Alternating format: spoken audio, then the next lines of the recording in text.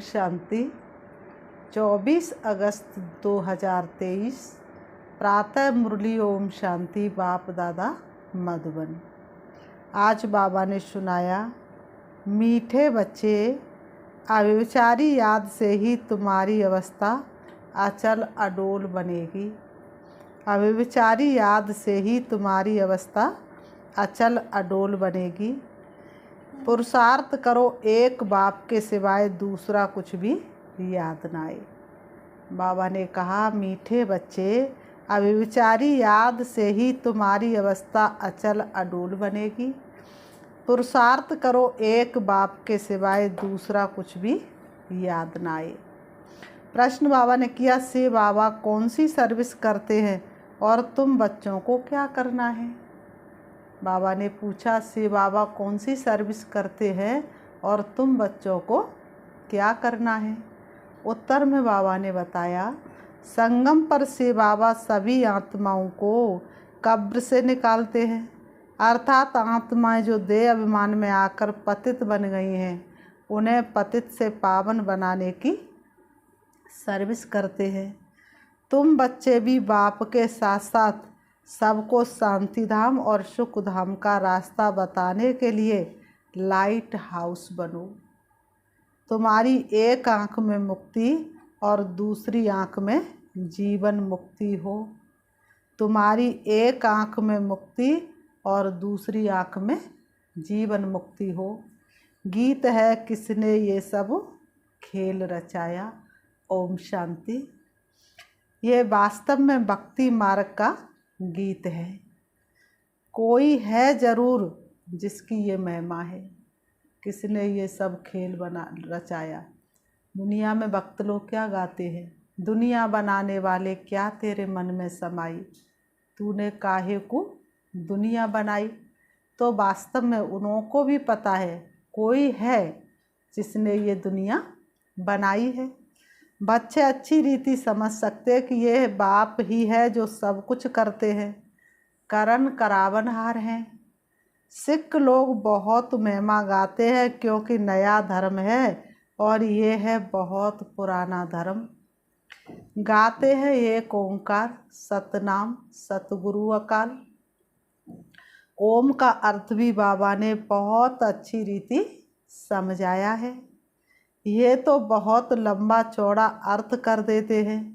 मैं कहता हूँ मैं परमात्मा परम धाम का रहने वाला हूँ। शिव बाबा कहते हैं, मैं कहता हूँ मैं परमात्मा कहाँ का रहने वाला हूँ, परम धाम का।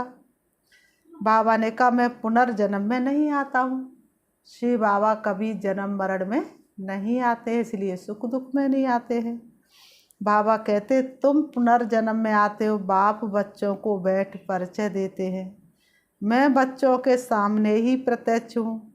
इन्हों को समझाया है, मैं हूँ परम पिता परमात्मा, जिसको तुम आत्माएं भक्ति मार्ग में याद करती हो।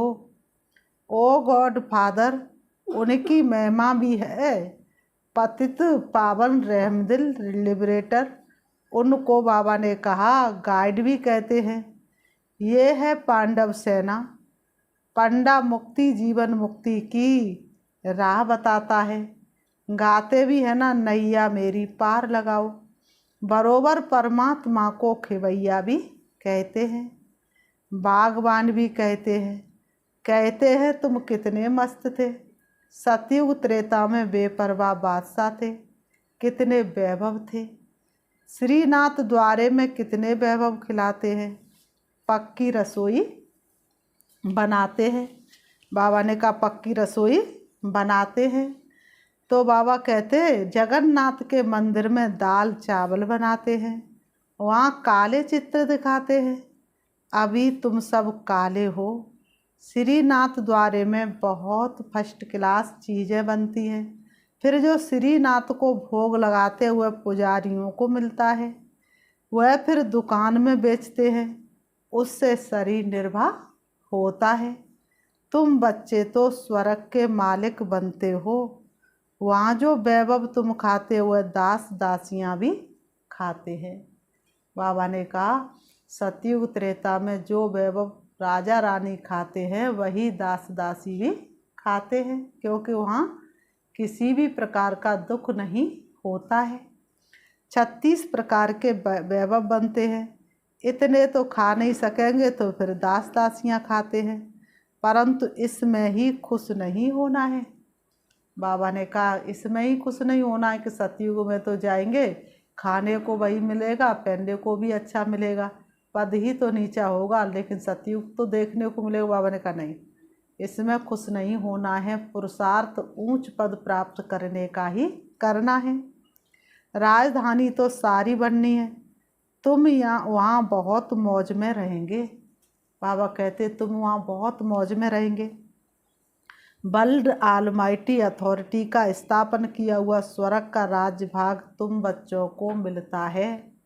कहते हैं ज्ञान भक्ति वैराग्य। अब वैराग्य 2 प्रकार का होता है।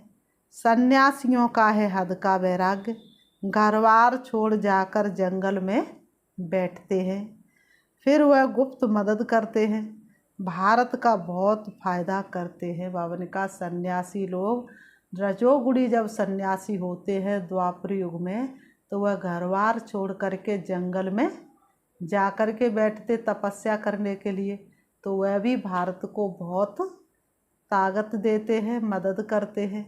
बाबा कहते जैसे विनाश के लिए कहा जाता है इनसे स्वर्ग के गेट खुलते हैं, वैसे ही बाबा ने कहा ये भी पवित्रता की मदद करते हैं, इसलिए ड्रामा में उन्हों की महिमा है। बाप कहते ये ज्ञान प्रायः लोप हो जाता है, तो उनका है हद का वैराग्य, तुम्हारा है बेहद का। तुम्हें बेहद का बाप वैराग्य दिलाते हैं। ग्रस्त व्यवहार में रहते सिर्फ बुद्धि से भूलना है।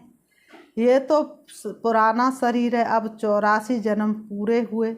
देह सहित देह के सब धर्मों सर्वधर्म संबंधों को भूलना है, अपने को देही समझना है। वह तो कह देते हैं कि आत्मा निर्लेप है, कुछ भी खाओ पियो लेप चेप नहीं लगता। अनेक मत मतांतर है, कैसी रस्म रिवाज है, जिसने जो मत चलाई चल पड़ती है।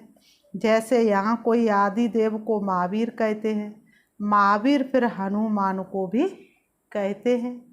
वास्तव में तुम सब महावीर महावीरनियाँ हो, जो माया पर जीत पाते हो, श्रीमत पर पुरुषार्थ करते हो। तुमको अपनी अवस्था ऐसी रखनी है जैसे अंगद को रावण हिला नहीं सका। तुम महावीरों को भी बल कितना भी माया का तूफान लगे, परंतु हिलना नहीं है। ये अवस्था अभी नहीं होगी, पिछाड़ी में ऐसी अवस्था होनी है, कितने भी विकल्पों के तूफान आए लेकिन अडोल रहना है। अभिविचारी याद रहे और किसकी याद ना आए, इसमें मेहनत बहुत करनी है। पिछाड़ी में ही अचल अडोल बनेंगे। अचल घर यादगार है ना, उसके ऊपर गुरु शिखर है। अभी तुम समझते हो ऊंचे तो ऊंचे है से बाबा, वह है रचयिता। पहले पहले क्या रचते हैं वह भी बुद्धि में रखना है। ऊंचे तो ऊंच है शिव बाबा, फिर है ब्रह्मा विष्णु शंकर सूक्ष्म वतनवासी। विष्णु को 4 भुजाएं क्यों देते हैं? बाबा ने कहा विष्णु को 4 भुजाएं क्यों देते हैं? ये प्रवृत्ति मार्ग सिद्ध होता है। बाबा ने कहा तुम्हारा है प्रवृत्ति मार्ग, ब्रह्मा द्वारा स्थापना कराते हैं। ब्राह्मण धर्म है ऊंचे ते ऊंच, देवताओं से भी ऊंच, देवताओं से भी ऊंच। तुम ऊंच हो क्योंकि तुम सर्विस करते हो, भगवान के कार्य के तुम मददगार हो। बाबा कहते क्योंकि तुम सर्विस करते हो, दैवी धर्म की स्थापना कर फिर तुम विश्व के मालिक बनते हो। ऊंचे ते ऊंच है एक बाप, अथवा महिमा लायक एक ही शिव बाबा है, दूसरा न कोई। बर्थडे एक शिव बाबा का ही मुख्य है, बाकी तो कोई सर्विस नहीं करते। लक्ष्मी नारायण भी प्रारब्धि भोगते हैं। अभी तो सबकी कयामत का समय है। पहले पहले भक्ति भी शुरू होती है एक बाप की, वह है अव्यभिचारी भक्ति। अभी तो बिल्कुल व्यभिचारी बन गए हैं। तुम शिव बाबा से लेकर सभी के ऑक्यूपेशन को जानते हो। तुम बच्चे शिव बाबा से लेकर के सभी के ऑक्यूपेशन को जानते हो। अभी तुम प्रैक्टिकल में बाबा के पास बैठे हो। बाबा ने कहा दुनिया खोज रही है, ढूंढ रही है, तुम प्रैक्टिकल बाबा के पास बैठे हो। बाबा ने कहा जानते हो कि हम फिर से भारत को स्वर्ग बना रहे, जो बनाते हैं वही फिर राज्य करेंगे। फिर वहाँ लक्ष्मी नारायण की डिनास्टी चलती है, फिर राम की। अब उनकी क्या पूजा करें, उनको तो नीचे उतरना ही है, प्रारब्धि भोग पूरी की। बस तुम ही पूज्य से पुजारी बनते हो। तुम जानते हो कि भक्ति मार्ग में क्या होता है, 63 जन्म कैसे लेते हैं। अभी तुम ब्राह्मण हो, फिर ब्राह्मण से देवता, क्षत्रिय, वैश्य, शूद्र वर्णों में आएंगे। यह ड्रामा अनादि बना हुआ है, कोई रोक नहीं सकता। बाजोली खेली जाती है ना, तीर्थों पर बाजोली खेलते जाते हैं। आगे बाजोली का बड़ा प्रभाव था। अभी तो अनेक मतें निकल पड़ी है, सिवाय एक बाप के और कोई मुक्ति, जीवन मुक्ति दे नहीं सकता। अब तुम्हारी एक आंख में है मुक्ति, दूसरी आंख में है जीवन मुक्ति। बुद्धि कहती हम लाइट हाउस है। तुम हो मनुष्यों को रास्ता दिखाने वाले लाइट हाउस। पहले पहले जाना है स्वीट होम, अभी नाटक पूरा होना है।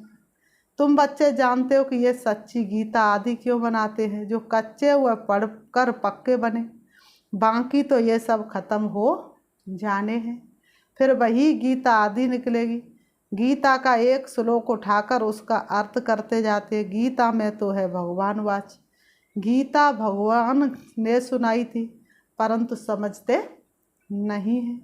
बाप कहते मैं इन शास्त्रों से नहीं मिलता हूँ, जब भक्ति पूरी होती है तब मैं आता हूँ। ज्ञान है दिन और भक्ति है रात। आधा कल्प है रावण का राज्य, रावण देखने में नहीं आता। बुद्धि से समझ सकते हैं, इनमें काम का भूत है, क्रोध का भूत है। बाबा ने कहा रावण को इन आँखों से देखा थोड़ी नहीं जा सकता है, बुद्धि से समझ सकते हैं कि इनमें काम का भूत है, इनमें क्रोध का भूत है। ये अशुद्ध अक्षर सतयुग में काम में नहीं आते। बाबा कहते यहाँ तो एक दो को गाली देते रहते हैं, ये सब बातें सतयुग में नहीं होती। अभी तुम समझते हो बाप पतित पावन स्वर्ग का रचयिता है। स्वर्ग रचकर फिर अपने को छिपा लेते हैं, सब करके खुद को छिपाया वो है करण करावन हार। इनको कोई भी जान नहीं सकता। बल शिव का चित्र है, परंतु पता कुछ भी नहीं। शिव बाबा कब आया, कैसे आया, ब्रह्मा विष्णु शंकर का क्या राज है, वह कहाँ रहते हैं। लक्ष्मी नारायण को सतयुग में इतनी ऊंच राजाई कैसे मिली जो आज तक गायन है। कलयुग में तो है नहीं, कैसे वह राजाई पाते ये अब तुम समझते हो। बच्चों को बाप से अच्छी रीति पढ़कर फिर औरों को पढ़ाना है। बाप सभी बच्चों को कहते हैं कि मेरे सिकीलते बच्चे, ओ मेरे सालिग्राम हो, इस शरीर में आकर तुमको समझाता हूँ। बाबा कहते इस ब्रह्मा के शरीर में आकर के मैं तुमको समझाता हूँ। इस ब्रह्मा का तन लिया हुआ है, ब्रह्मा से ब्राह्मण पैदा होते हैं। और कोई सत्संग में ऐसे कोई मना नहीं होती है, यहाँ मना करते विष पर ही झगड़े होते हैं। सारे झगड़े किस पर होते हैं, विष पर, बेकारों पर। आरती में भक्त लोग गाते रहते हैं विषय विकार मिटाओ पाप हरो देवा। जब विषय विकार मिटाने की बात आती है तो फिर झगड़ा करते हैं, जिसके लिए ही बाप कहते ये विष आदि मदंत दुख देते हैं। दुख कौन देते हैं, हमारे अंदर जो बुराइयां हैं। कोई किसी को दुख नहीं दे सकता, सिर्फ अपनी जो स्वभाव संस्कार है उसी के कारण व्यक्ति दुखी है। ये है नंबर 1 दुश्मन। इस काम मां शत्रु को जीतो जिसने तुमको आदि मदंत दुख दिया है। इसलिए कहते पतित पावन आओ। जानते हैं हम पतित हैं तब तो जाकर पावन के आगे माथा टेकते हैं, पवित्रता की कशिश होती है। देवताएं कैसे हैं, पवित्र। इसलिए आज तक भक्त लोग किसके आगे माथा टेकते हैं, पवित्र देवताओं के आगे। क्योंकि वास्तव में पवित्रता में बहुत बड़ी शक्ति होती है, इसलिए उन्हों का मर्तबा रखते हैं। वह भी समझते हमारे जैसा ऊंच भारत में कोई है नहीं। उन्हों को भी तुम शक्तियों ने बाण मारे हैं। अगर स्थूल बाणों की बात होती तो ऐसे थोड़े ही कहते कि परम पिता ने बाण मरवाए हैं। ये है ज्ञान के बाण, स्थूल बाण नहीं। स्थूल में तो कोई किसी के कुछ मार देगा ना, तो उसकी तरफ कोई देखने की भी कोशिश नहीं करेगा। लेकिन वास्तव में किसकी बात थी? ज्ञान बाण की बात थी। यह है ज्ञान बाण। तुम हो ब्रह्मा कुमारियाँ, वह फिर ब्रह्म कुमारियाँ कह देते हैं। कोई भी आएगा नया तो क्या कहेगा? ब्रह्म कुमारी। लेकिन वास्तव में बाबा ने कहा ब्रह्म कुमारी नहीं, ब्रह्मा कुमारियाँ कहते हैं। ब्रह्मा की कहते हैं ब्रह्म ही भगवान है। बाप कहते ये तुम्हारा भ्रम है। अब तुम्हारे पास सन्यासी लोग भी बहुत आते हैं।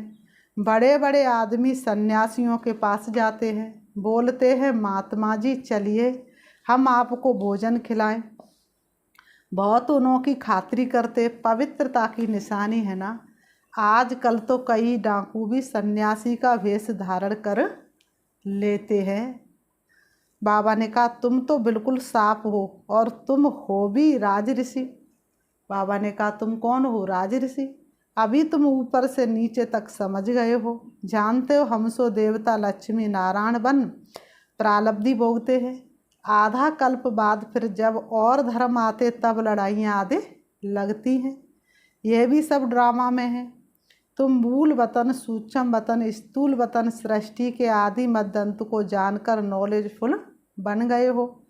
चक्र को भी जान लिया। बाप के द्वारा तुमने चक्र को भी जान लिया है। चक्रवर्ती राजा बनने के लिए भारत में डबल सिरताज राजा रानी ये लक्ष्मी नारायणी थे। सिंगल ताज वाले उन्हों को नमन करते हैं। पवित्रता की ताकत है ना। सतयुग में 22 संपूर्ण निर्विकारी थे। गाते भी हैं सर्वगुण संपन्न। ये क्यों गाते हैं? खुद पुजारी विकारी है।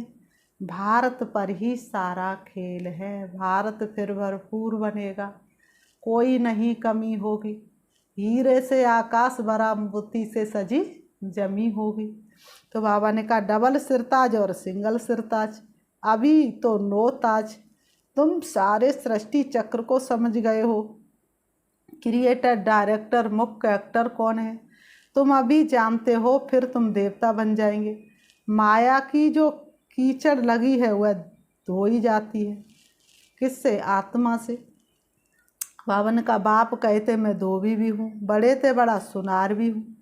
तुम्हारे जेवर को अभी भट्टी में डालते हैं, तुम सच्चा जेवर बन जाएंगे। बाप बैरिस्टर भी है, तुमको 5 विकारों की जेल से छुड़ाते हैं, लिबरेट करते। तुम रावण की जेल में हो। जेल से छुड़ाने के लिए वकालत सिखलाते हैं कि अपने को कैसे छुड़ाओ।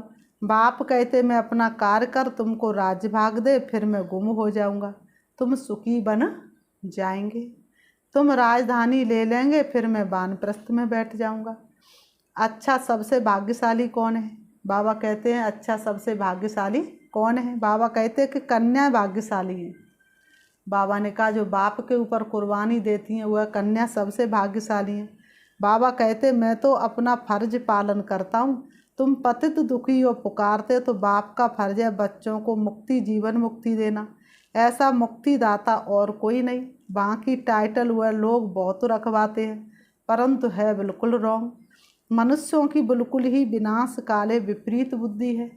तुम बच्चे बाबा बाबा कहते रहते हो।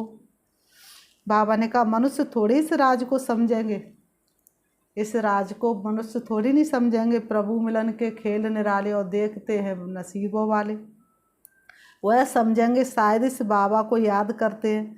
तुम बच्चे जानते हो कि अनेक बार बाबा ने हमको स्वर्ग का मालिक बनाया है। यह है ईश्वरी जन्म। बाप कहते सिर्फ एक मुझे याद करो, इसमें ही मेहनत है। श्री बाबा कहते सिर्फ मुझे याद करो, इसमें ही मेहनत है, और कोई मेहनत मैं देता नहीं हूँ। फिर बाबा ने कहा अच्छा मीठे मीठे सिकीलते बच्चों प्रति माता पिता बाप दादा का याद प्यार और गुड मॉर्निंग। रूहानी बाप की रूहानी बच्चों को नमस्ते। हम रूहानी बच्चों की रूहानी बाप दादा को याद, प्यार और नमस्ते नमस्ते नमस्ते। धारणा के लिए मुख्य सार नंबर 1, बाप से अच्छी रीति पढ़कर औरों को पढ़ाना है। लाइट हाउस बन सबको मुक्ति, जीवन मुक्ति की राह दिखानी है।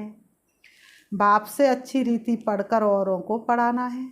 लाइट हाउस बन सबको मुक्ति, जीवन मुक्ति की राह दिखानी है। नंबर 2, एक बाप की अविचारी याद से अपनी अवस्था एक रस अचल अडोल बनानी है। महावीर बनना है। वरदान है, अलौकिक रीति की लेन देन द्वारा सदा विशेषता संपन्न बनने वाले प्राकदिल भव। अलौकिक रीति की लेन देन द्वारा सदा विशेषता संपन्न बनने वाले प्राकदिल भव। स्पष्टीकरण है, जैसे किसी मेले में जाते हो तो पैसा देते और कोई चीज़ लेते हो, लेने से पहले देना होता है। तो इस रूहानी मेले में भी बाप से अथवा एक दो से कुछ न कुछ लेते हो, अर्थात स्वयं में धारण करते हो। जब कोई गुण अथवा विशेषता धारण करेंगे तो साधारणता स्वतः खत्म हो जाएगी। गुण को धारण करने से कमजोरी स्वतः समाप्त हो जाएगी। तो यही देना हो जाता है। हर सेकंड ऐसी लेन देन करने में ठाक दिल बनो तो विशेषताओं से संपन्न बन जाएंगे। स्लोगन, अपनी विशेषताओं का प्रयोग करो तो हर कदम में प्रगति का अनुभव होगा। अपनी विशेषताओं का प्रयोग करो तो हर कदम में प्रगति का अनुभव होगा, हर कदम में उन्नति का अनुभव होगा। अच्छा, ओम शांति। अच्छा, ओम शांति। अभी हम 5 मिनट प्यारे बाबा को याद करते हैं। देखेंगे मैं आत्मा, चमकता हुआ सितारा, मनसा वाचा कर्मणा, सभी आत्माओं को सुख देने वाली। मुझे आत्मा ने ये शरीर का आधार दिया है प्यारे बाबा की सर्विस करने के लिए। वास्तव में मैं अवतरित आत्मा हूँ। सृष्टि रंगमंच पर परमात्म कार्य को पूरा करने के लिए मेरा जन्म, मेरा अवतार हुआ है। मेरे एक एक कदम में बाप की सेवा, सर्विस समाई है। मेरा एक एक संकल्प बाप की सेवा के अर्थ ही है। वास्तव में मेरा स्वप्न भी बाबा की सर्विस के लिए है। मैं वास्तव में ब्रह्मा बाप समान संपन्न और संपूर्ण हूँ। मेरा एक एक बोल महावाक्य है। मैं आत्मा सारे विश्व की इष्ट देव और इष्ट देवी हूँ।